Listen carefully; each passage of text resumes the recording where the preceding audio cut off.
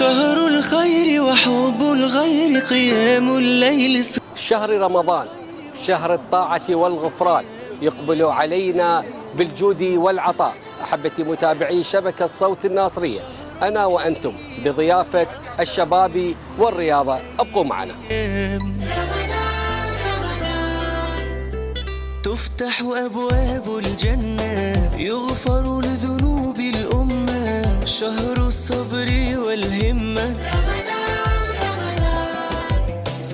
ونضع الزينة فرحا، أهلا يا أعظم شهرا، نرجو أن تبقى دوما.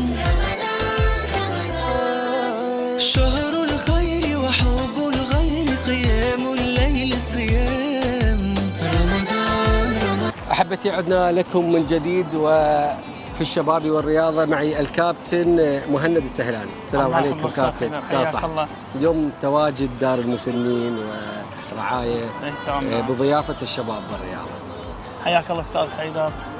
يعني اعتدت مدير الشباب والرياضة باستشهاد الإمام علي عليه السلام نجمع الأيتام وكبار السن في مقر المديرية بحدائق المديرية، وهذا أقل واجب احنا نستذكره. أولا باستشهاد الإمام علي كان لرعاية هؤلاء من كبار السن والأطفال هاي الأيتام، وكذلك حتى البنات. أكيد الرياضة والشباب هي نعم. يعني سباقة بكل الأحداث، وتواجدك كابتن دائما نشوف المحافل الرياضية وكل المحافل.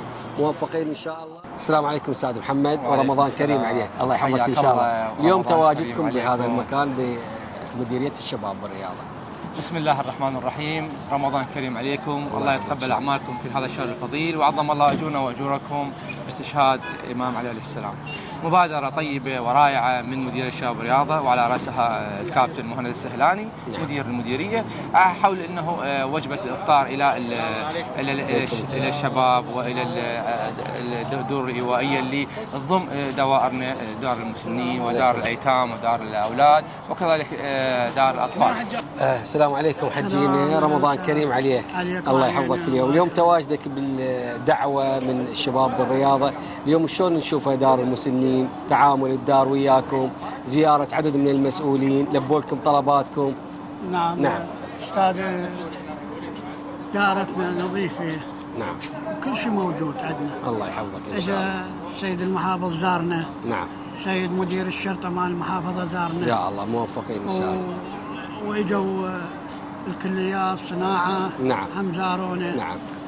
يعني ما عندكم شيء نقص بالدار، جاهزة الأمور إن شاء الله. أستاذ علي زين ويانا. الله يحفظك إن شاء الله. أستاذ جميل زين ويانا، أبو جميل. موفقين إن شاء الله. زينين. شهر الخير وحب الغير قيام الليل صيام.